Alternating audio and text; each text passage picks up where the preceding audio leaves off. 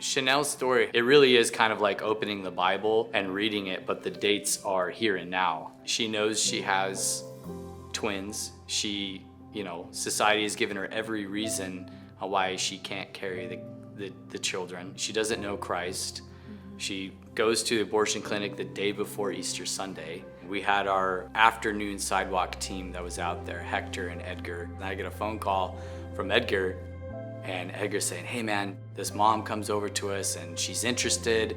She wants to get to know the mentorship program. We were about to leave already, and Edgar told me, let's pray. We prayed, and right after we prayed, we opened our eyes and she was standing there asking us questions. So I know it's not a coincidence, and I know it's all God's divine plan. I said, if you choose to keep this baby, we'll set you up and we'll make you part of our family. And she said, I want to do that. She said, I'm choosing life, but I'm really scared. And I said, honey, we have had literally 100 people praying for you today. So then after that, she went to church with us on Easter Sunday. And again, she was not raised in a Christian home.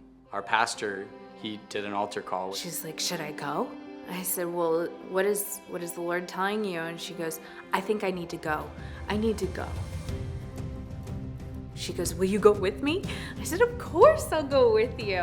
We walked on the stage and he prayed over all of us.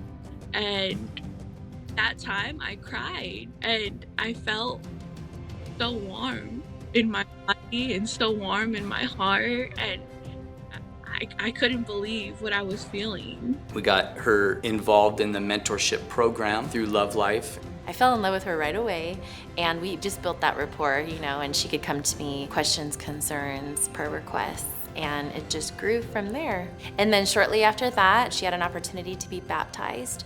That was a really surreal experience because I had my 2 babies, and in my mind, it's like all of us are getting baptized, like all 3 of us got baptized that day.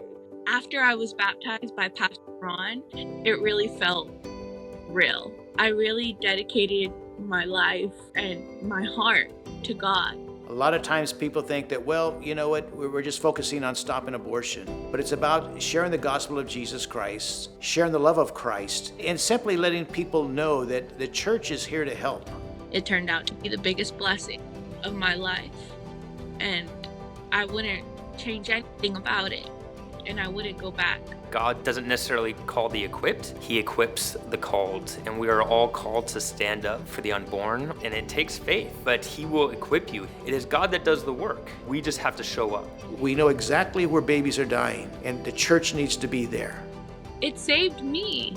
You can save a lot of other young mothers who don't know what to do just from standing there for 20 or 30 minutes. It makes me so emotional, I'm sorry, to even think about going through with it, actually. I'm happy they took the time to reach out.